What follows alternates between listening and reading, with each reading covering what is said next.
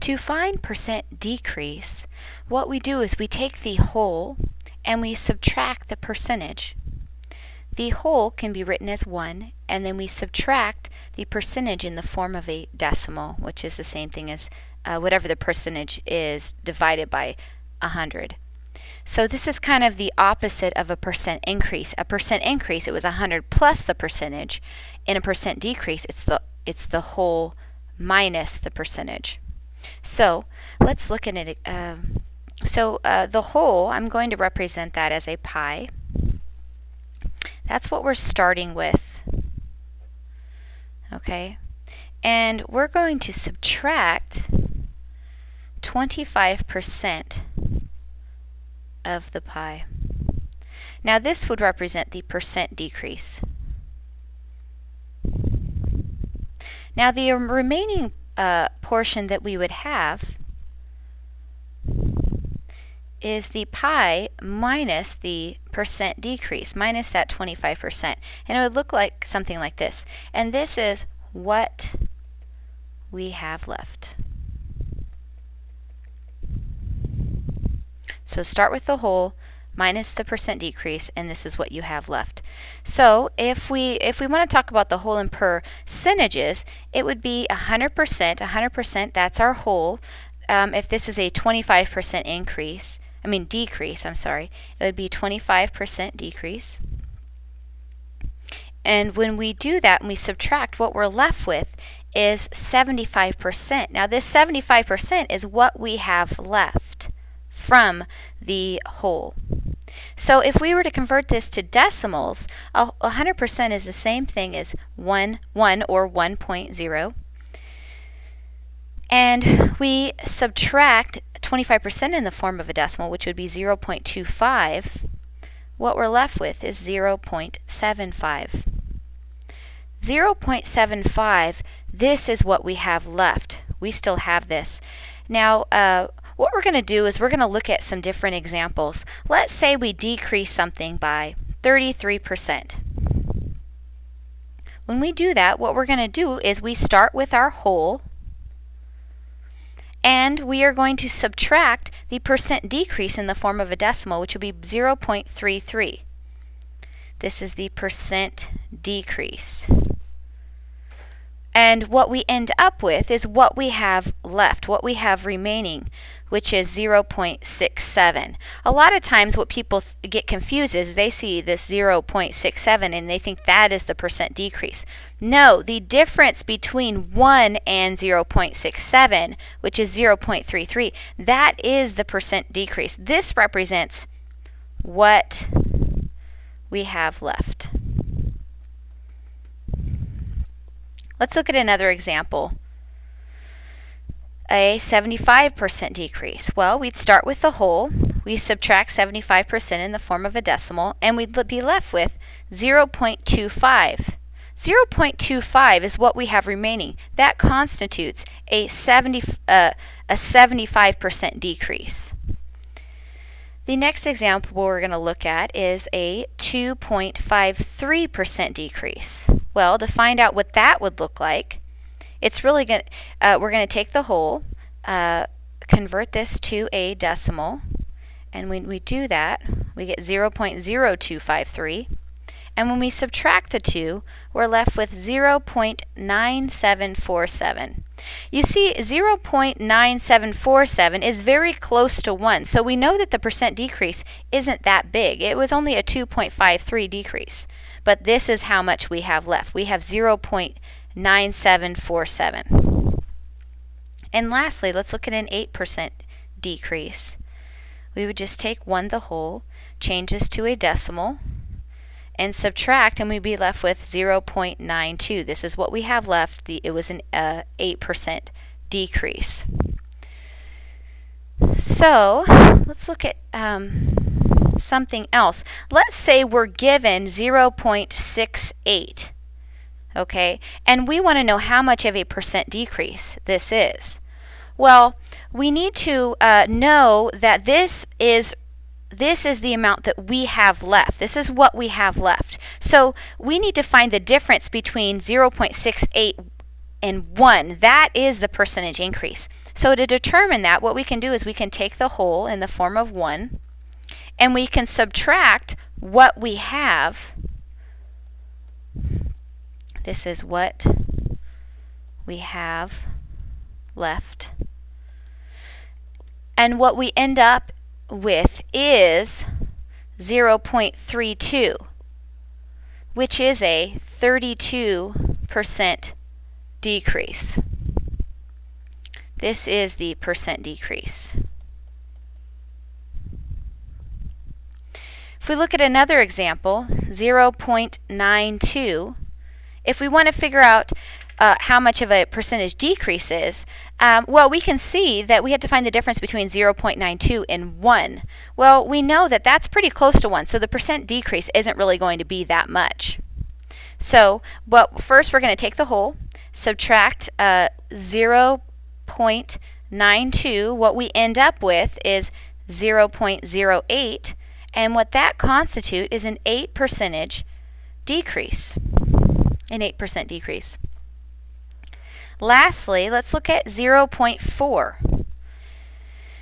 Now, if we have 0.4 and we want to figure out what the percentage decrease is, well, 0.4 it's quite a ways away from 1. So we know that the percentage decrease is actually going to be a bigger number.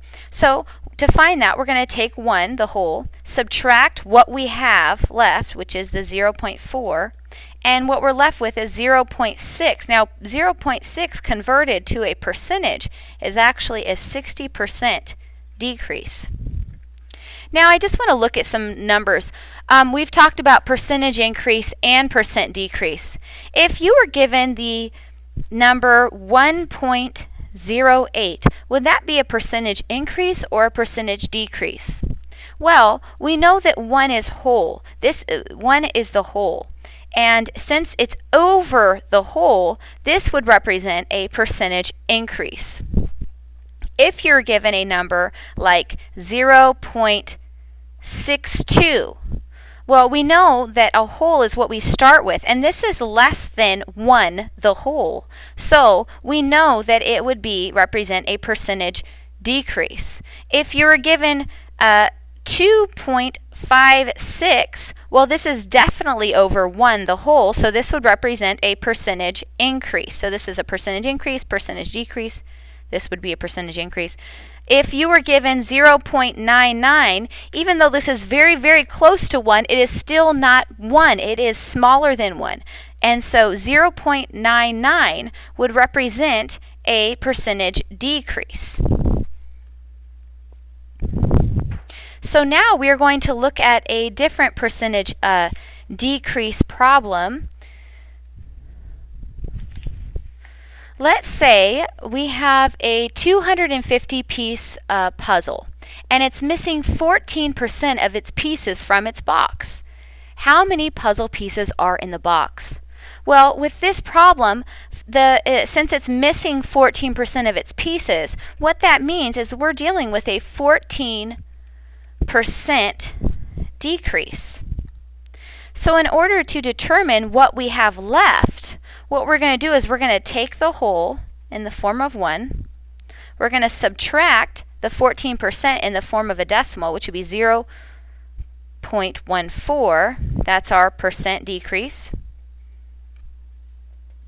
And what we have is 0.86. Now this is what we have left.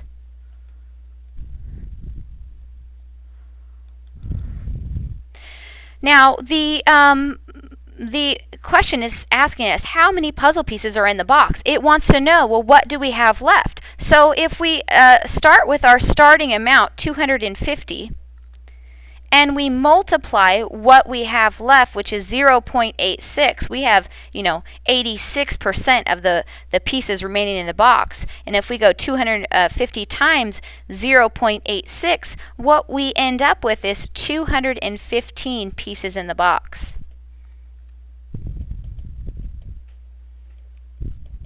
And 215 pieces in the box represents 250 decreased by 14%.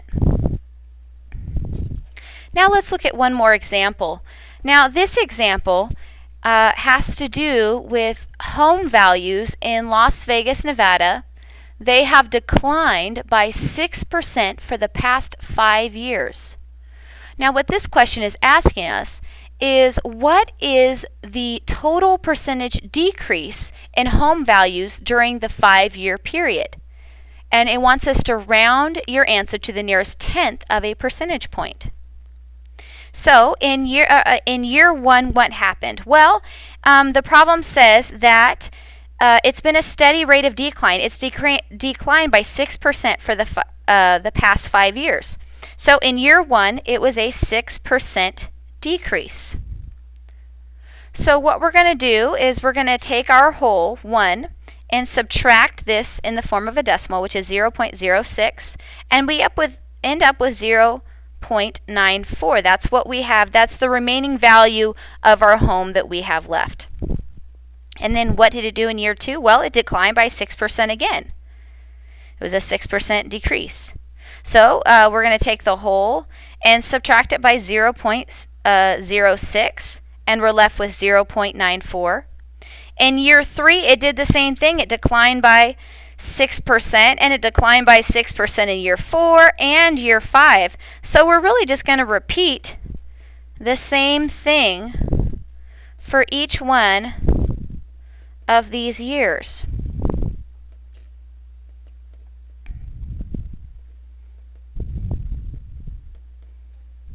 So if we want to determine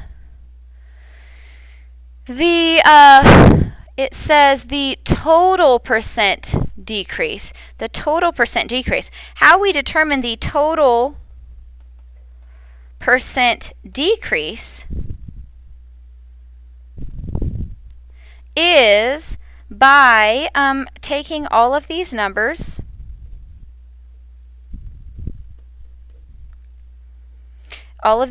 here and just multiplying them by each other. So we're going to go 0.94 times 0.94 times 0.94 times 0.94 times 0.94. And when we multiply those, that's going to help us find the total percent decrease. So 0.94 times 0.94, there's 5 of these, 0.94 times 0.94. 1, 2, 3, 4, 5. Okay. Now, when you have the same number and it's multiplied by itself 5 times, you can write this a different way using an exponent. This is the same thing as 0.94 to the 1, 2, 3, 4, 5, because there's 5 of them, to the 5th power. Now, if we take our calculator